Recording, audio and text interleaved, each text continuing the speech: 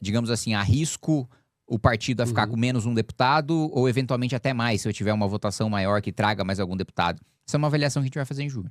Perfeito. Deputado, eu queria aproveitar que o senhor mencionou essa questão do favoritismo do governador Tarcísio, levantar uma questão com relação à segurança pública, né? O senhor, assim como colegas de partido, tem um discurso bastante duro de enfrentamento ao crime organizado. E nós tivemos, nos últimos meses, enfim, até olhando mais geral, né, para o mandato do Tarcísio, que já está em seu último ano, as principais ações de combate ao primeiro comando da capital no estado, ao menos as de maior destaque, elas tiveram uma participação muito grande federal, né? Tanto Polícia Federal quanto a Receita Federal, nesses modelos de asfixia financeira das facções. Enquanto isso, nós tivemos 2 casos muito emblemáticos no estado, que foram as mortes do Vinícius Gritzbach e depois do delegado Rui Ferraz Fontes, que foram, assim, de certa maneira, omissões do próprio Estado, né? E aí eu me refiro não ao Estado, poder no geral, mas governo estadual, né? Polícia Civil, Polícia Militar, com relação à falta de mecanismos de proteção nesse sentido. E aí que tem uma relação com o combate ao crime organizado. Então eu queria ouvir um pouco do senhor, assim, embora a discussão de necessidade de combate ao crime organizado, ela muitas vezes se concentre nas críticas às ações federais, governo federal, o que falta no governo do estado, em São Paulo, onde é o berço do primeiro comando da capital, embora as atividades estejam espalhadas, sejam até transnacionais, para endurecer o combate ao crime organizado? O primeiro ponto que eu preciso colocar é o seguinte: é evidente que a gestão do governo federal é um fracasso, né, no combate ao crime organizado, especialmente os faccionados, as grandes facções do país. Não à toa, pela primeira vez, a gente teve uma fuga na história do país de um presídio federal, né? E a desculpa, eu nunca me canso de falar isso, a desculpa do ministro Lewandowski é de que era carnaval e o pessoal estava relaxado, fecha aspas. Então, assim, é uma desculpa absurda.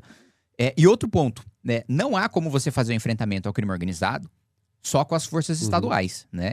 Isso aí e não é nenhuma benevolência do governo federal, né, você utilizar a Receita Federal ou a Polícia Federal nos estados. Aliás, nem deve haver intervenção ou interferência do governo federal em atividades. Olha, se eu sou um promotor de justiça aqui no estado, e eu digo, olha, Receita, para fazer o enfrentamento dessa facção, preciso da sua ajuda aqui para uma quebra, né? Polícia Federal, para desarticular essa operação aqui, eu vou precisar da sua ajuda. Isso, num sistema saudável, eventualmente nem passaria pelo governo federal, seria as instituições conversando. Só o fato da gente discutir aqui, e você me colocou a sua pergunta, porque isso acontece na realidade, de ter que precisar de vontade política do governo federal para ter parceria da Receita com a Polícia Federal, já tá errado, né? Agora, que o Tarcísio decepcionou muito na segurança pública, eu não tenho a menor dúvida, tá? Porque, primeiro ponto, o Tarcísio prometeu, né, e a gestão da Fazenda do Tarcísio não liberou os reajustes prometidos para o estado de São Paulo, né? E hoje, até me posicionei contra, né? Essa semana, a gente até votou aumento de salário de até 95% para a Polícia Militar do Distrito Federal, que já que tem o maior salário do país. Pago com um fundo constitucional que, em sua maioria, né, ele vem da Receita Corrente Líquida da União, que, em sua maioria, vem do estado de São Paulo. Então, a Polícia do Estado de São Paulo trabalha, paga imposto e tem um salário menor do que aqueles que são financiados com seu imposto. Isso é uma bizarrice, né? E eu acho que uma das principais lutas de um governador do Estado de São Paulo, que eu nunca vi nenhum fazer, é justamente revisar o Pacto Federativo. É justamente chegar para a União e falar, gente, não tem como, né? Não tem como eu mandar tanto dinheiro, já faz assim mais de 100 anos que São Paulo manda dinheiro para a União, que a União distribui para os estados mais pobres, dizendo que os estados mais pobres vão se desenvolver. Em 100 anos, os estados pobres continuam pobres e São Paulo continua sendo São Paulo, né? Com todos os seus problemas, que também é outro ponto, né? Quando falam que São Paulo é um estado rico, é um estado rico comparado com o resto do país, né? Mas São Paulo está longe de ter índices dos países mais desenvolvidos do mundo, né? São Paulo tem um potencial muito maior a ser explorado. Então, primeiro, um descumprimento de promessa, né? Com as polícias estaduais, né? Polícia Científica, Polícia Civil, a Polícia Militar, ao mesmo tempo em que ele não dá licença, ele não dá liberdade, ele não dá permissão para fazer operações mais duras contra o crime organizado, que eu sei, por conversar com praças e oficiais da Polícia Militar, que a Polícia Militar quer fazer.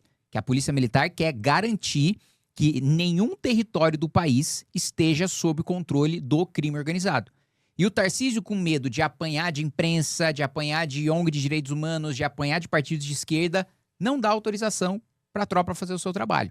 Então, a falta de valorização, a falta de equipamentos e a falta de permissão para que ela faça o seu trabalho, eu acho que é uma deficiência fundamental do governo Tarcísio nesse enfrentamento. E nesse sentido, quando eu falo de estrutura, eu não estou só falando do crime organizado de canhão na cinta, eu estou falando de Faria Lima também.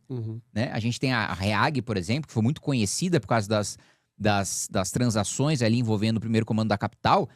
Tem muito fundo que, assim, todo o mercado diz que tem envolvimento com o crime organizado.